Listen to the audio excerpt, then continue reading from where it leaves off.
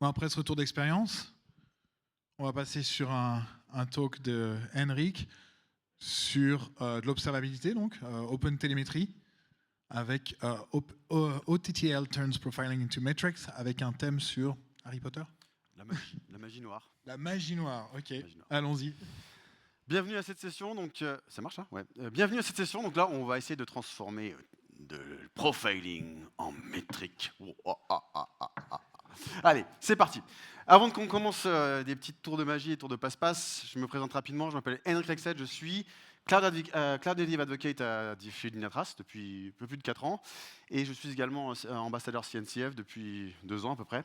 Et je vais passer mon intégralité de ma carrière en tant qu'ingénieur de perf, donc tester, optimiser, reconfigurer, casser aussi, ça fait partie du job. Et du coup, je travaille sur 2 chaînes YouTube. Il y en a une qui est plus orientée sur l'ingénierie de la performance, c'est le logo rouge, Perfbytes. Et depuis 4 ans, j'ai une chaîne YouTube qui s'appelle Is It Observable sur Kubernetes, l'observabilité et plein d'autres trucs. Allez, on va commencer. Qu'est-ce qu'on va aborder sur cette... J'ai pas de compteur là, je suis unlimited, c'est cool. Qu'est-ce qu'on va aborder pendant ces 10 minutes? Ouais, j'ai gagné 2 minutes. On va d'abord rappeler en fait la valeur du profiling, à quoi ça sert. Et puis pour ceux qui ne connaissent pas OpenTelemetry Profiling, qui est assez récent, on va un peu aborder le data schema, qu'est-ce qu'il y a dedans. Et on va justement, en connaissant ce data schema, on peut savoir essayer d'utiliser OTTL. Donc pour ceux qui ne savent pas ce que c'est OTTL, ça veut dire Open Telemetry Transform Language. Et on va voir à quoi ça sert. Et après, bien entendu, on va voir comment j'ai pu créer des métriques à partir des profiling, comme on peut voir sur la partie droite de ce slide. Alors, on va commencer avec la magie noire de la performance. Alors, en tant qu'ingénieur de perf, c'est une histoire, hein, donc quand on fait de la performance, et là je vous raconte sur ce qui se passe depuis 10 ans, donc pas avec l'outillage d'aujourd'hui, l'idée c'est on va commencer par simuler de la charge sur un système. Bien sûr que cette charge reflète la réalité, hein, si vous faites de bombarder des requests, ça n'a aucun intérêt. Et du coup, en tant qu'ingénieur de perf, on va essayer de comprendre l'architecture, donc toutes les couches associées, les dépendances entre elles, comment elles s'embriquent entre elles. Et on va se baser sur le premier élément, c'est la métrique. Donc on regarde les métriques sur en haut de l'architecture, on va regarder et puis on va parcourir l'architecture de cette manière. Les métriques, c'est génial parce que du coup, grâce à ces métriques, on regarde par rapport à des seuils, ça nous permet de mesurer l'état de santé sur les disques, sur le réseau, sur la CPU, sur la mémoire. On va regarder différents types de compteurs. On peut regarder également des compteurs plus applicatifs.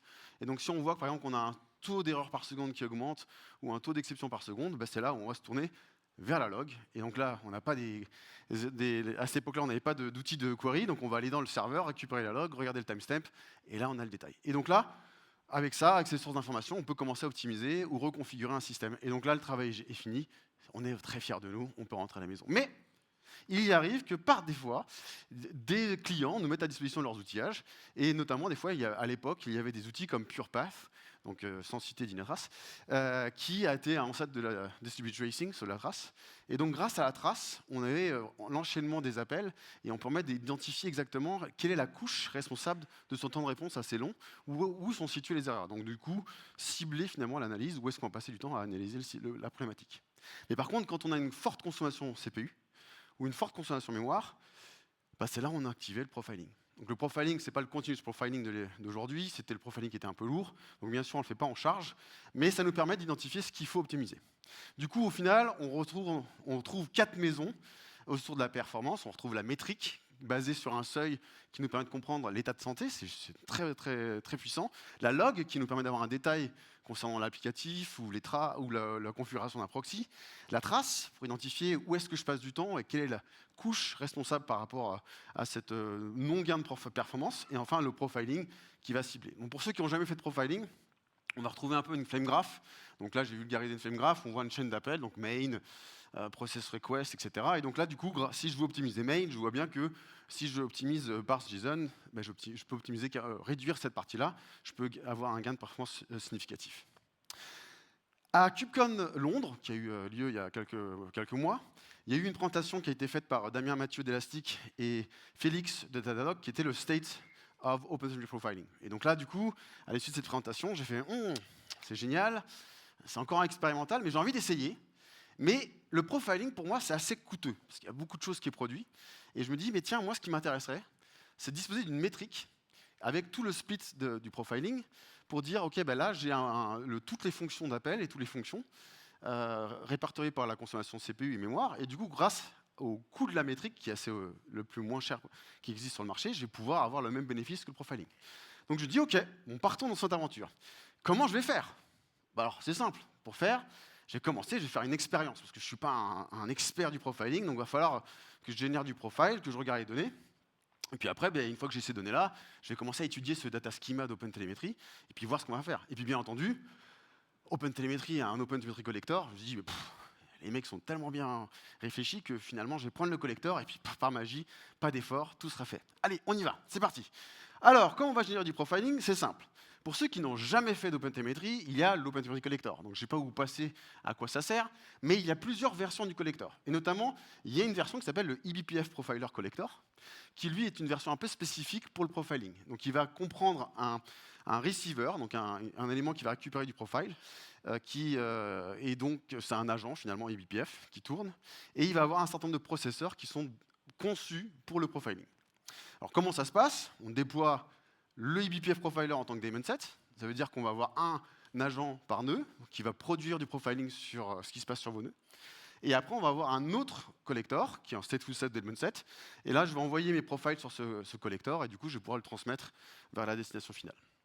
Donc du coup, là, j'ai un pipeline rapide. On voit que j'ai activé sur la gauche le profiling receiver, et donc je génère 19 samples par seconde. Et après, je rajoute les metadata Kubernetes pour avoir la source de qui a produit ce profile. Et donc à droite, je vois le raw data qui est généré. Donc je me dis, c'est intéressant. Donc allons-y, on va créer cette fameuse carte. Alors qu'est-ce qu'il y a dans ce profiling? On a le profiling data qui stocke finalement les ressources attributes. Et du coup, on va avoir le scope profile qui va retrouver l'instrumentation scope, on retrouve dans tous les signaux d'ailleurs, donc qui va dire qui a produit ce profile. Et après, on va retrouver l'objet profiling en tant que tel.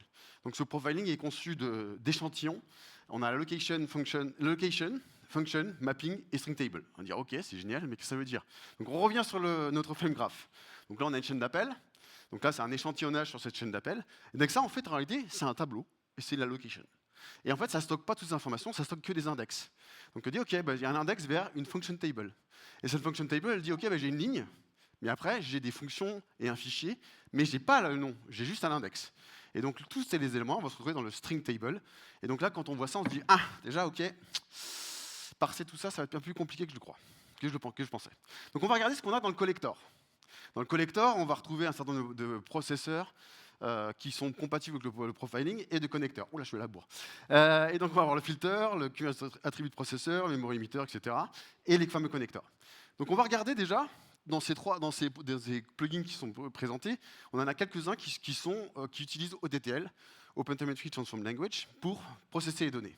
Donc, ceux qui n'ont jamais entendu OTTL, c'est un langage qui est capable de manipuler les données dans OpenTelemetry, et il se base sur une notion de contexte, qui va de déterminer où est-ce qu'on va regarder la donnée. Donc, par exemple, c'est pour ça qu'il faut connaître le schéma de OpenTelemetry.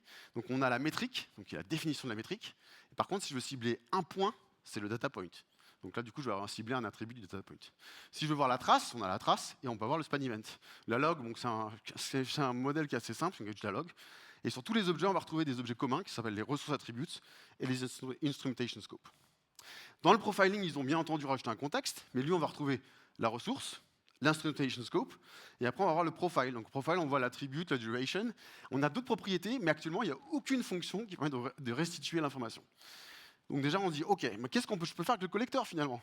Finalement, avec le collecteur, je peux enrichir. Je peux rajouter des metadata Kubernetes, je peux enrichir avec des données du serveur, Resource Detection Processor, ou mettre des ressources statiques. Sinon, je pourrais essentiellement filtrer, dropper des profiles à partir de ressources attributes ou modifier un profiling name, par exemple. C'est tout ce que je pourrais faire. Donc je me dis, OK, mais comment je vais transformer ces métriques?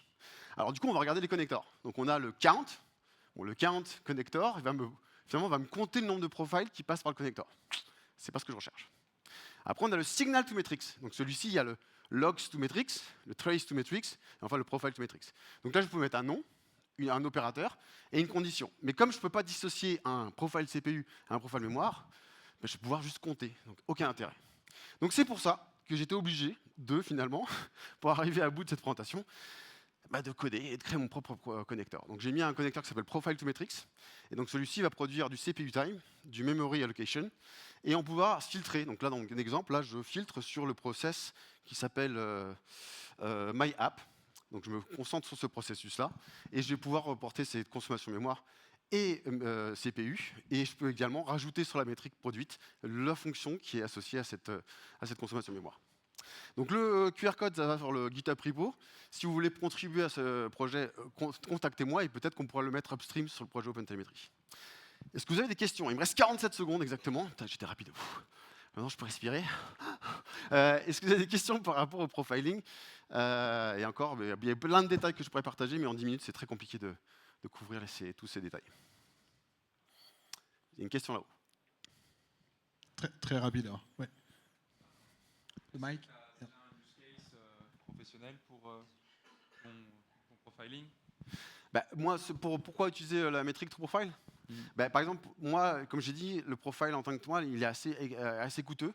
Et moi, ce qui m'intéressait, c'était j'avais un process Node.js. Donc le process, c'est Node. Et du coup, je me concentre sur ce process Node qui tourne, qui tourne au sein de mon cluster Kubernetes.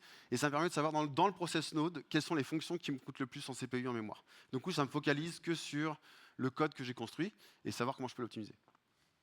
Ok, merci. Merci. Merci. Henrik. N'hésitez pas à venir le voir pour lui poser des questions. Vas-y.